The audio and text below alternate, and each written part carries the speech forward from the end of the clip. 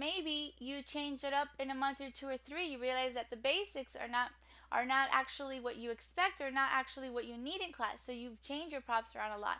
And then sometimes a year later you go back to the basics. So it just depends on the student's level. And I do highly recommend that if you are a beginner, you still have to go through the process, because it's where you find out what benefits you or what benefits your student, and what works well or what doesn't. We always recommend to have a whiteboard, a mini whiteboard. Now we have the built-in whiteboard, but we're thinking about the realia portion of it, because remember, anything that's realia, we can have it around us, in the back, on the side, and of course we can motivate the students to obviously not know what's going to happen next, and which makes it exciting. They know the lesson plan, they can review it, they can enter, but with our own whiteboard, we can write anything on it, or we can play games with them or anything, and they just won't know what's coming next. So the unexpected is exciting, and having that whiteboard for props, for maybe sentence structures, for phonics, anything overall, the whiteboard is excellent. It's actually excellent when you are teaching them about the alphabet. Believe it or not, sometimes you're teaching juniors and then you're teaching adults about the alphabet, and they have you practice writing it, whether it's in the whiteboard. Sometimes it's good to ask them, let's practice on paper, or if you have a whiteboard as well, so they can practice handwriting it and not only virtual, as we sometimes handwrite. Although nowadays everything has become technology and virtual, it's very important that they know how to do so with a pen and paper and so forth. Now, I do recommend that if you have a whiteboard, the best thing to do with whiteboards not only is, of course, having the props ready and having the rewards for the whiteboard, but I'm wondering what kind of rewards do you use? Remember, it's a built-in magnetic whiteboard, anything that has a magnet in the back. And I wanted to mention that if you have not purchased one, I definitely recommend you to, and I definitely recommend you to not go crazy shopping, but trying to, I would say, be smart about it, or shop smart, or just overall, let's go ahead and try to minimize for you, at least for your own good. And actually, it's gonna be great because you get to personalize your own props. So when you are starting here your career, or now that you've started for years, if something that you haven't done is definitely, I recommend a laminator. Although it's not in the list, laminators and having the sheets of laminator, it's perfect because you can actually create your own props. So all you need is a printer and a laminator, and that might seem like a lot, but actually if you get the HP printer, they have a, I believe it's $3 a month, constant ink. So all you do is that pay $3 a month, and they send you a brand new ink cartridge to your door, and you can print as much props as you like. I would say anything from the internet, downloadable, things that iTutor offer for you, laminate it, and once you laminate it, you have it already. You have it done. You have it already. What the store offers you, but it's now, of course, modified by you, a lot more inexpensive down the line. And if you're wondering how do I put that in the whiteboard, well, definitely you need a magnetic tape. So I don't have it ready here, but here it is. It is a magnetic tape. This is what it looks like. You can get it online, you get it in the store. One side is a magnet, the other side is a tape.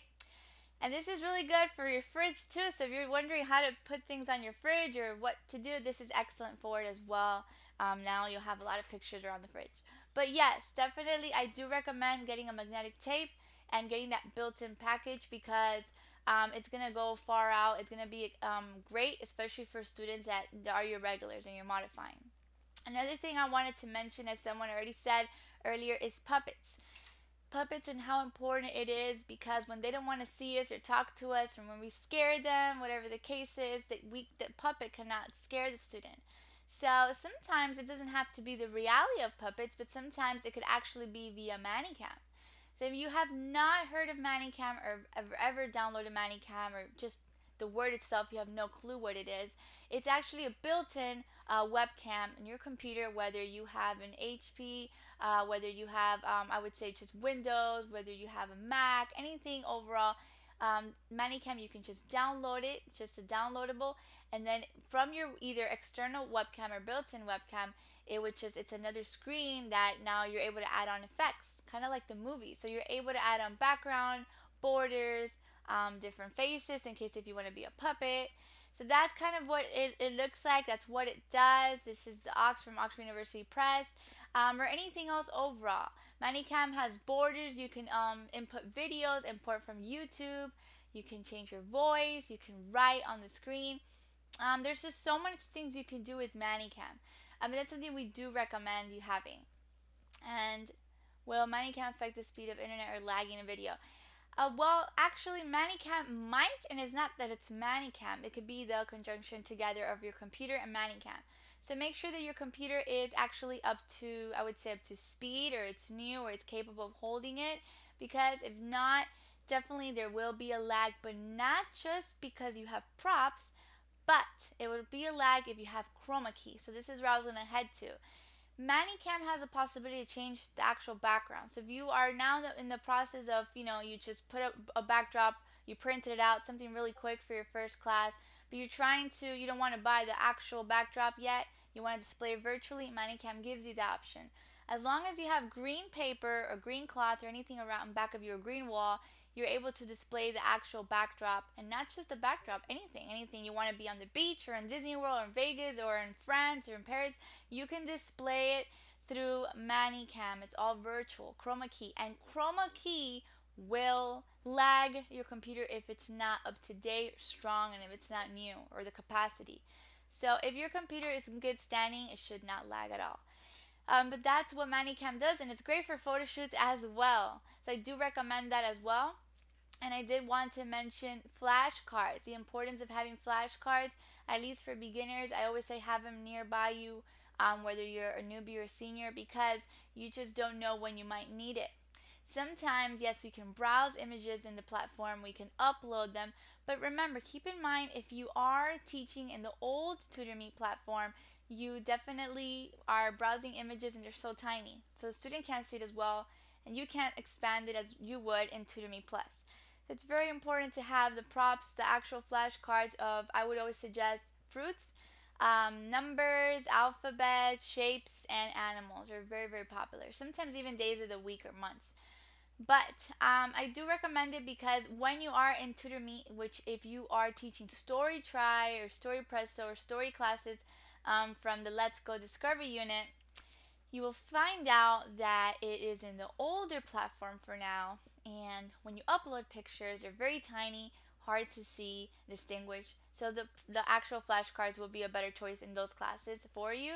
And then definitely make sure that when you're doing so, don't think only of shopping for them, but you can always print it out. So whatever you think it's best, you can go to Teachers Pay Teachers, maybe trading online. But I always say that having a laminator goes a long way. And of course, Realia. So anything around you, around your house, something that you might think this is not useful for class, believe me, it is. ManyCam is free, but if you decide to use the backdrop, as in the chroma key function, it has a cost. But there's also ways on how to jailbreak ManyCam. And so some of us know how to do so. I still haven't gotten around it. I do have the link. But yes, a lot of consultants have jailbroken ManyCam. Others have it free, and others have the paid live subscription version. So just depends. Just recently, we were partnered with them, so we were able to use ManyCam for free, the unlimited version. But we stopped partnering because we're now launching our very own called TutorCamp. So our tutor is launching that. It's already been in use, so it's just not available for everyone just yet. But it's the same thing, and it's going to be completely free, and it's going to be excellent. But yes, remember the Realia, it works really good for juniors and adults. And adults love when you're, like, let's say you're traveling and you show them your souvenir and so forth. They love learning about you too. So it's a two-way street. And if you see teaching in a way that you are conversating and you're teaching someone just by conversation, because they love free talk, especially with the adults, you won't feel like you're teaching. You feel like you're having a conversation with your friend. Of course, everything professional. Make sure you're not touching any bases of things you shouldn't be, like your Facebook or Instagram or your personal information and so forth. But just definitely a healthy, really good conversation between you and the student. They really love hearing about you, and of course, we love learning about the culture itself. So let's go ahead and target everything and exactly what we went over, but we're going to go ahead and target a little bit more. The built-in whiteboard. But before I actually just talk about the built-in whiteboard, I see there's some questions here, and let me address that before they fly up. So, Alexandra, a tablet is also useful for those that don't have a whiteboard. Exactly, exactly. A tablet, actually, we recommend that, but remember, we actually have in the platform, you can search. So we have a, just like Microsoft Word, we have an actual image search box. So you can search any image you'd like, just like you would on a tablet, just like you would on a regular browser, but the actual company has it already in the actual platform. You can search anything and you can upload it, and it'll be a lot easier to upload that. And also, you can upload materials, so it's not just about images. You can upload maybe crossword puzzles, hangman, something that you want to show your student. You can definitely upload those materials to extend.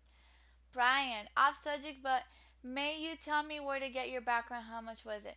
No, definitely it's on subject. So I got my backdrop from stickerbanners.com. Sticker banners, let me write that down. Hopefully, let me know if you can see it. Sometimes when I write, then you can't see it. Sticker banners, I believe it's with an S, but it's stickerbanners.com. Now you asked me the size. Remember one thing: the size depends on you. For example, if you're far away from the actual you're far away from the actual wall, it's gonna be larger because it needs more space. If you're closer to the wall, it's gonna be a lot less. So you have to measure kind of your surroundings, what you see that the camera captures.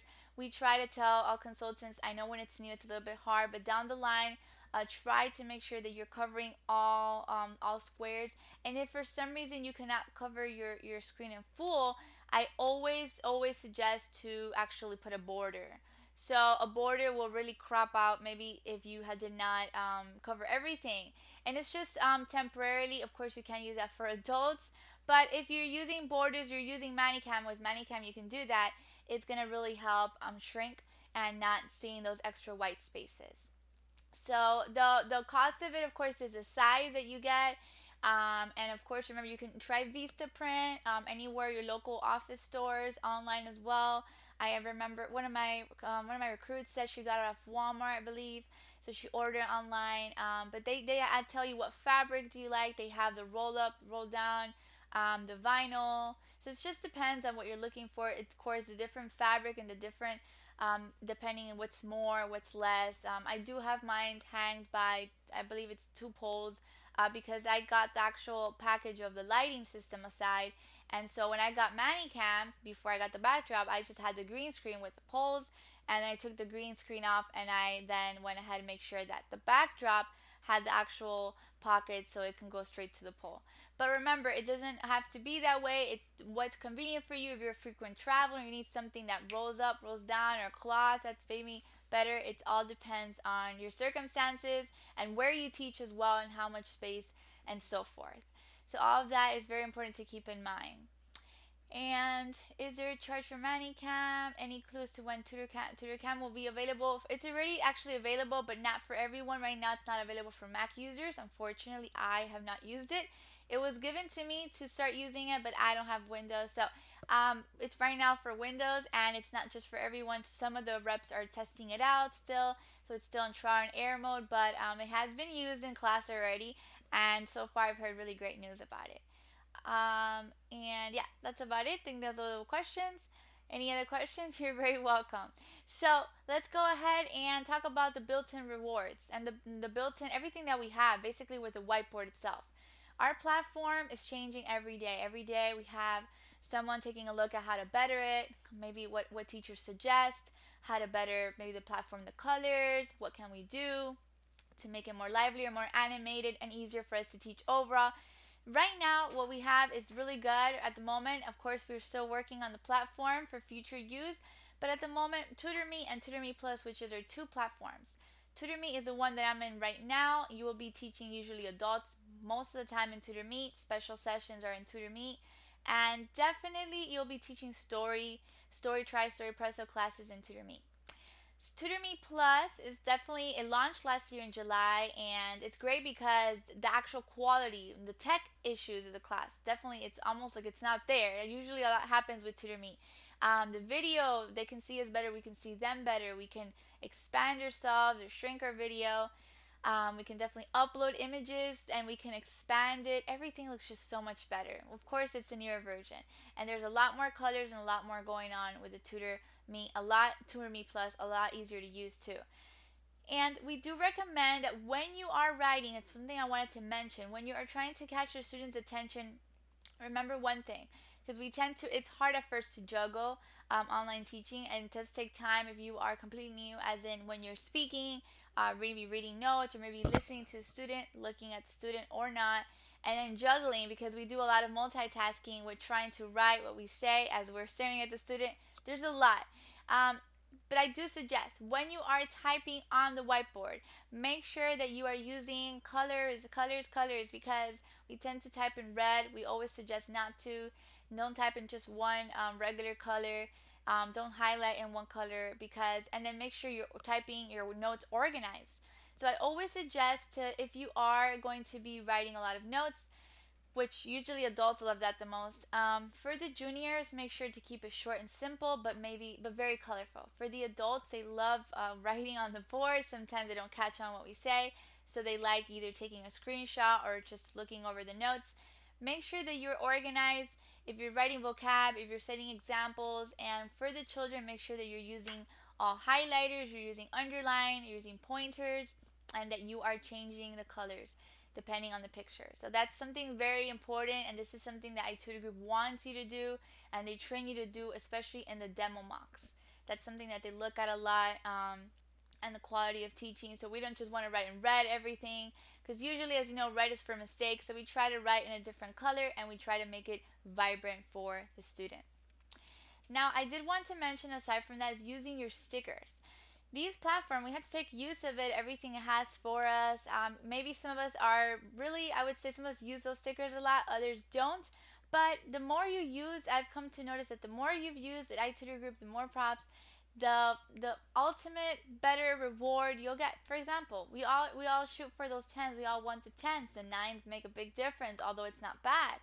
And we don't consider 8, 9, or 10 bad. Obviously, 10 is not bad, but we don't consider even 8 bad. So anything that's lowest score would be 7 and under, which is scores that you could appeal with reason. But 8 is not bad, 9 is not bad, so don't target to always try to get the 10. We want to always get the 10, but if you do not, trust me, it's not the end of the world. You're still good, as long as your ratings are, of course, above what your contract or service agreement says, then you are in good standing.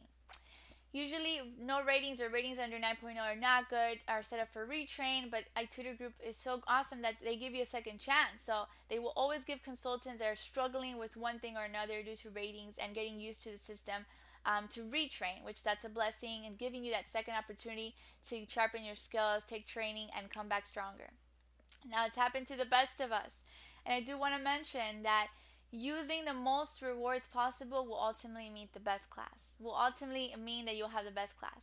Now, you don't want to go ahead and, let's just say, you're using too much. Like, there's no such thing as too much. But you don't want to overfill your screen, kind of what you're seeing. And the student is now distracted because they are seeing a lot. They don't see the teacher. So we want to avoid all of that. Overall, we want to have the rewards that make sense for what we're teaching. We don't want to overcrowd it, and we definitely have to always be visible. So keep that in mind as well. A lot of props are good, just make sure we're using them moderately. Another thing I wanted to mention is the use of a whiteboard. The whiteboard that we were talking about previously, the magnetic whiteboard, is definitely not required but encouraged to be used in class. And you can have a big whiteboard. It doesn't have to be tiny, although the tiny ones are easier to move around. Your background does not necessarily only need to have the iTutorGroup logo. This is what we want, this is what they want to see. But remember, if you're teaching a junior and you're teaching a junior about, let's say, maybe oceanography, or it's the ocean, animals in the ocean, and so forth, you can actually change your background if you have the availability to do so virtually. You can change your whole background, that you're in the ocean, under the sea, or in a paradise, just to demonstrate and just to show your student. You don't necessarily need to have this up 24/7. Of course, it's a bit different if it's actually there than having the green screen, because you can quickly change. rather than saying, excuse me, I'm going to put up my green screen. But of course, you can always do that. Remember, keep in mind of ways how to do things. If you have an actual backdrop and you have a green screen as well, I always recommend have Manicam on. Have it on, and in class with the junior, if you are maybe learning something that is about, I would say, animals or directions and so forth, sometimes I tend to put a short 1 minute video if I will need to put my green screen up. Then my green screen will be up, the student's watching a video, and then I will come back and demonstrate. So it's always important to learn how to think fast, juggle, and have everything around you nearby in case if you have to do those changes while you're in class. Another thing I wanted to mention is that yes, so don't be afraid to decorate your background. Your actual the logo has to be there, but remember when you are demonstrating something, you can of course change the logo as you're trying to demonstrate to your students. Don't be afraid if you have maybe stars or apples hanging from the back or anything going on teaching wise. As long as you have the logo in the backdrop and there's good lighting and they can hear you good and there's a good internet connection and so forth, then you should not have a problem with how much or innovative or how much you can do in your classroom.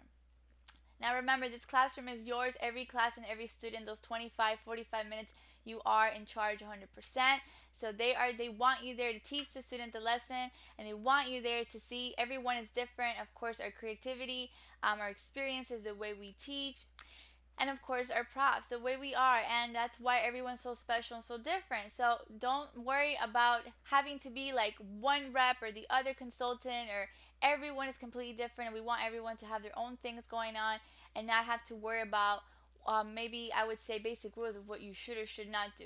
Definitely should not do anything that's I would say unprofessional. But if you're doing something like changing your backdrop and so forth, because you're trying to demonstrate, we encourage it. We want the student to learn whatever you have to do. Sometimes I tell my students to stand up, and I stand up, and we just shake it off a bit and then sit back down so they can be alert. As you know, 15 minutes later, our body goes into rest mode. Not ours because we're constantly moving and talking, but theirs because they're just listening.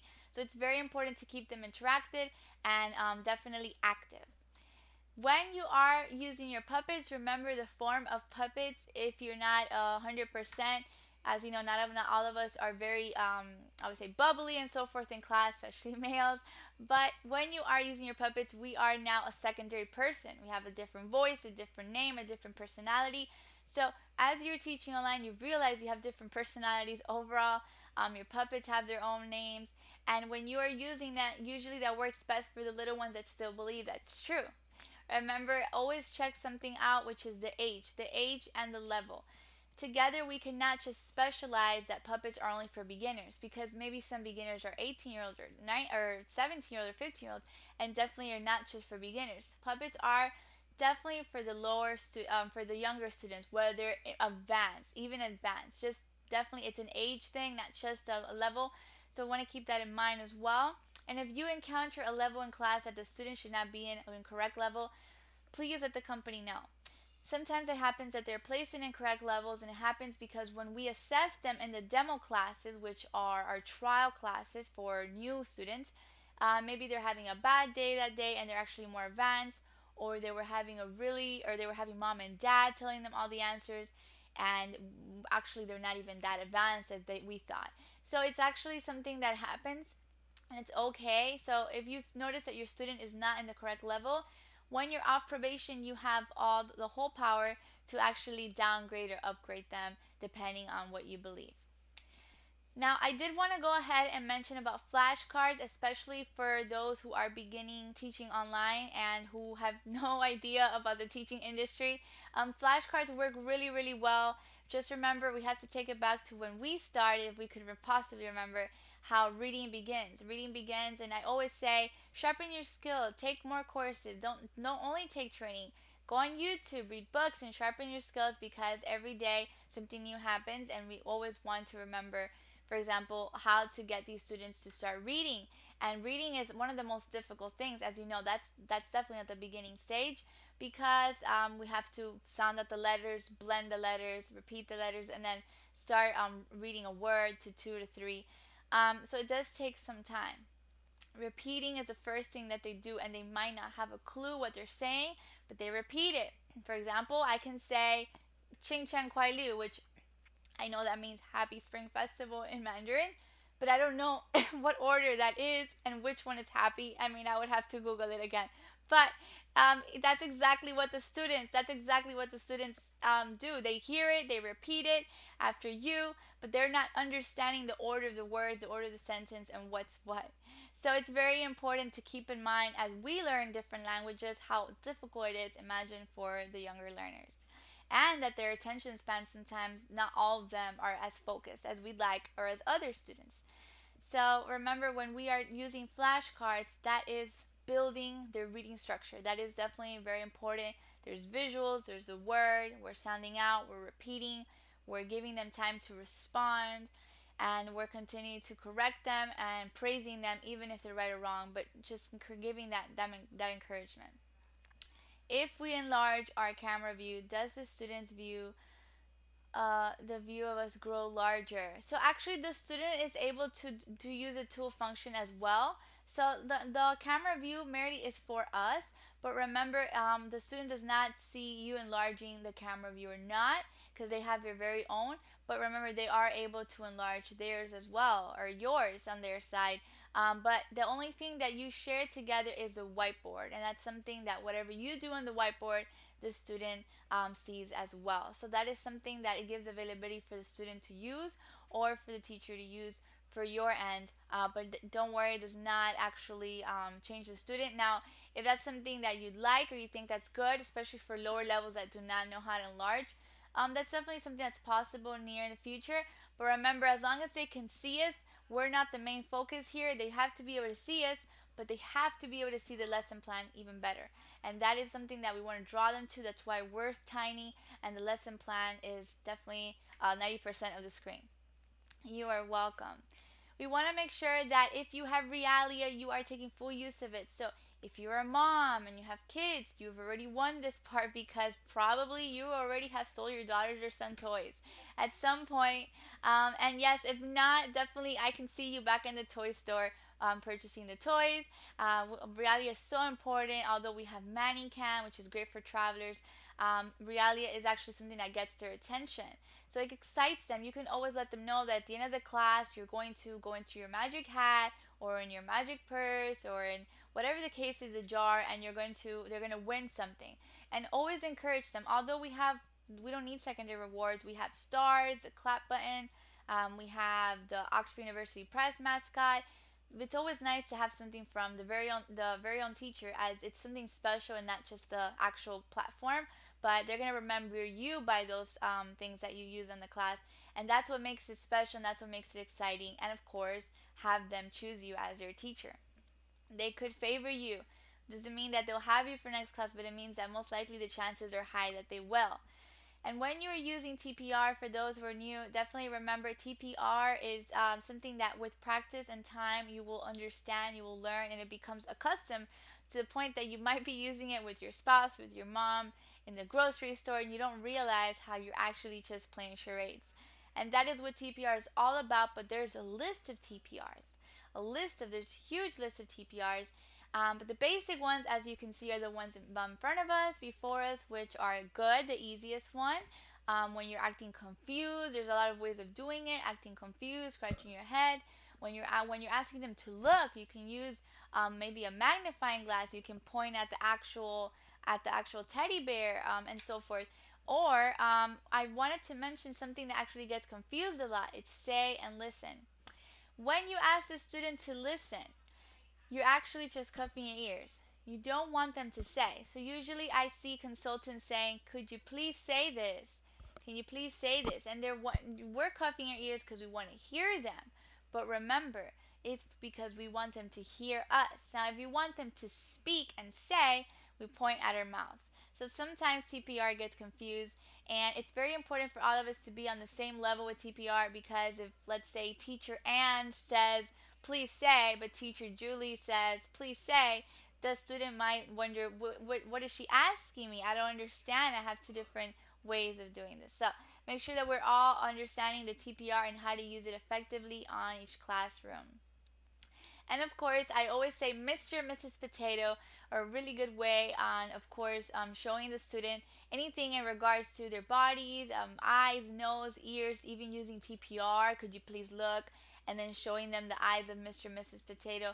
Those are really, really good. I definitely have mine. It's very far away. I would have to stand up and get it. But I highly suggest and highly recommend you to get a Mr. and Mrs. Potato because it works, especially for the scared, nervous, crying students.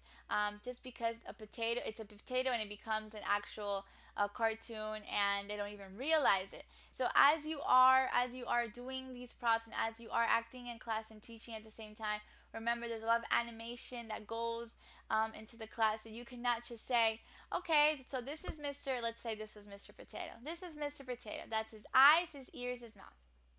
So definitely we want to be able to be extra, extra exciting and fun and friendly because we're going to say, oh my God, what is this? And then there's a lot of excitement. So it makes the student wonder, what is this? But remember, we are entertaining, we are teachers, and all at once teaching online is a very fun and interactive and exhausting job at the same time. So the more exhausted we are, I think we've definitely did it. If you're not tired at the end of the day, something's wrong. But just keep in mind that we have to definitely get their attention one way or another.